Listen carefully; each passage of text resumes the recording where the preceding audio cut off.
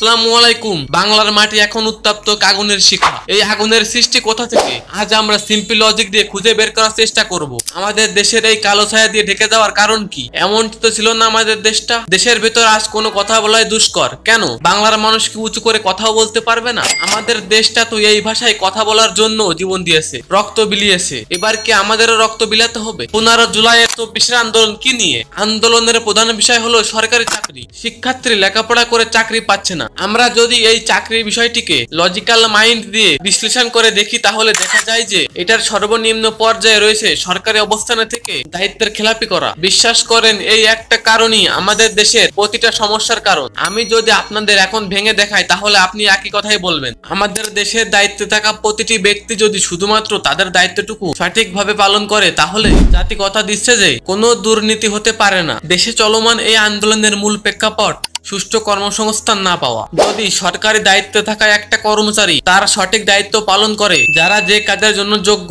তাদের সেই কাজে সুযোগ দেয়, তাহলে আমার মনে হয় না এত সমস্যা সৃষ্টি হতো। মাননীয় স্পিকার একটা কথা না বললেই নয়, এখন একটা ট্রেন্ড চলছে, সরকারি চাকরি করতে হলে টাকা লাগবে, যে যত বেশি টাকা দিবে সে তত উচ্চ পদে পাবে। এমনটি হচ্ছে বিধায় দেশে আজ এত দুর্নীতি। আপনি যদি দেশের উপর দিয়ে বাছাই করে ফেলান তাহলেও দেশের মধ্যে দুর্নীতি থাকবে। আমার প্রশ্ন হলো দুর্নীতি আটকাবে কে? নিশ্চয়ই প্রশাসন। এবার একটা উদাহরণ দিয়ে বোঝাই। মুরগি দিয়ে কখনো ধান পাহারা দিলে ধান কি জায়গায় থাকবে কখনো? এখানে বোঝাইতে চাইছি যে যার যেখানে যোগ্য তার সেখানে সেই কাজ দেওয়া উচিত। এখন বিষয় হচ্ছে যে আপনার একটা প্রশাসন কর্মকর্তা টাকার বিনিময়ে দায়িত্ব গ্রহণ করে, কিন্তু যে একজন সত্যিকারের দেশপ্রেমিক দেশভক্ত দেশের জন্য কাজ করতে চায় সে কাজটি থেকে বঞ্চিত হচ্ছে, কারণ তার কাছে টাকা নেই, যোগ্যতা আছে, দেশকে ভালোবাসা। কিন্তু যে চাকরি পেয়েছে তার কাছে টাকা আছে কিন্তু যোগ্যতা নেই। এজন্য আপনার দেশটাকে যারা দুর্নীতি মুক্ত রাখবে তারাই প্রথমে দুর্নীতি করছে। আর এমনটি হলে কখনোই দেশটা শান্তি শৃঙ্খলা বজায় রেখে চলতে পারবে না। আমার প্রিয় বড় ভাই আপুদের উদ্দেশ্য করে বলছি, আপনারা যখন দেশটাকে নতুন করে তৈরি করার জন্য রাস্তায় নেমেছেন তখন কিছু দাবি নিয়ে রাস্তায় নামেন, যেটা হবে 24-এর 4 দফা আন্দোলন। যেমন